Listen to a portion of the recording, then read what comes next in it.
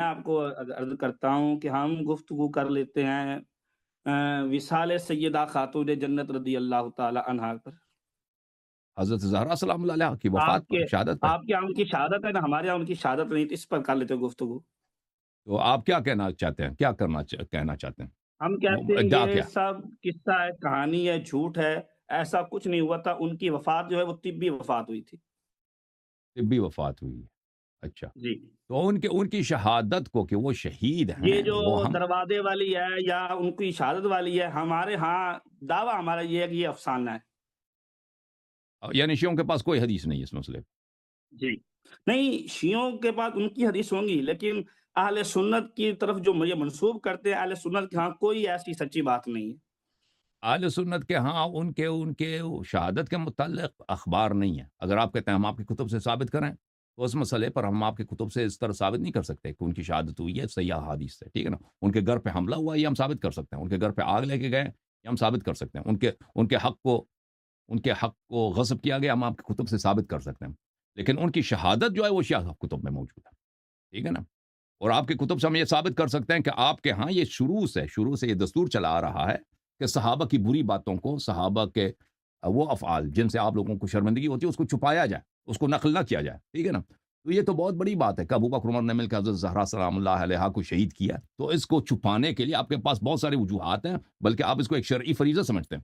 تو اگر ہم اس کو آپ کی کتب سے ثابت نہ دکھا سکیں ان کے اصل شہادت کو، یہ کوئی بڑی بات نہیں ہے، کیونکہ آپ لوگوں کا شروع ہی سے فلٹرنگ کا سسٹم آ رہا ہے کہ چھپاؤ، جلاؤ، احادیث جلاؤ، کتاب جلاؤ، حدیث چھپاؤ تاکہ صحابہ کی بے عزتی نہ ہو۔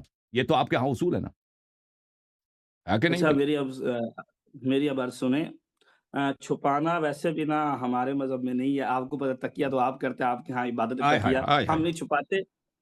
بات بات یہ ہے کہ ہم اسی پر کر لیتے، جو آپ وجوہات کہہ رہے ہیں نا، جلانا، گرانا، ڈرانا، اسی پر گفتگو کر لیتے ہیں کہ سیدہ طیبہ طاہرہ کو دھمکی دی گئی معاذ اللہ، یا سیدہ طیبہ طاہرہ کے اوپر معاذ اللہ ثم معاذ اللہ ان کے اوپر دروازہ گرایا گیا، اس کے اوپر بات کر لیتے ہیں۔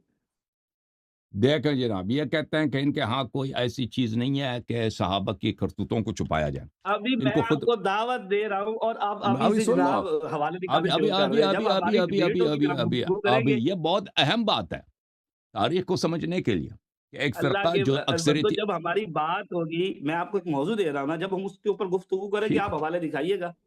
ٹھیک ہے، نہیں میں ابھی بتاتا ہوں۔ یہ جب ایک جی، فرقہ ہے ہم اسلام میں جو اکثریتی فرقہ ہے، حکومت بھی ان کے پاس رہی ہے، ہمیشہ سے حکومت ہے ان کے پاس، دربار ان کے، مدارس ان کے، آپ کے پاس بھی اور 5 سال آئی تھی۔ شروع سے آپ لوگوں کے ہاں ہمیشہ حکومتیں آپ کی رہی ہیں، افواج آپ کی رہی ہیں، مدارس کو جو فنڈ کو حکومتوں سے ملتی ہے، ان کے کتاب خانے آپ کے، اور ان فرقے کے ہاں سب اصول آ رہے ہیں شروع سے کہ چھپاؤ۔ اس کا نام انہوں نے رکھا الامساک عما شجر بین الصحابہ۔ یہ کہتے ہیں ہمارے پاس کوئی ایسا اصول ہی نہیں ہے جی، او بھائی کہاں گیا الامساک عما شجر بین الصحابہ؟ کے محدثین نے اجماع کیا اس مسئلے پر کہ ہم وہ مسائل جن سے صحابہ کی بے عزتی ہوتی ہے وہ نقل ہی نہیں کریں گے، نہیں کہ وہ جھوٹ ہے، نقل ہی نہیں کریں گے بھائی۔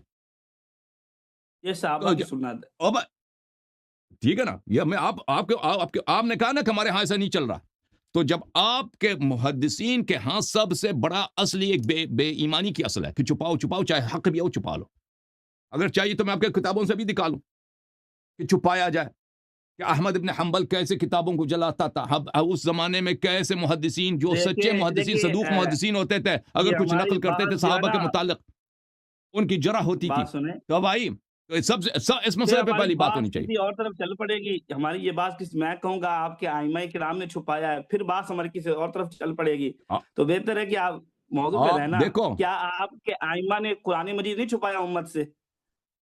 اگر ائمہ طاہرین علیہم الصلوۃ والسلام نے اگر مجبوری کے تحت چھپایا تو رسول صلی اللہ علیہ وسلم نے بھی مجبوری کے تحت چھپایا۔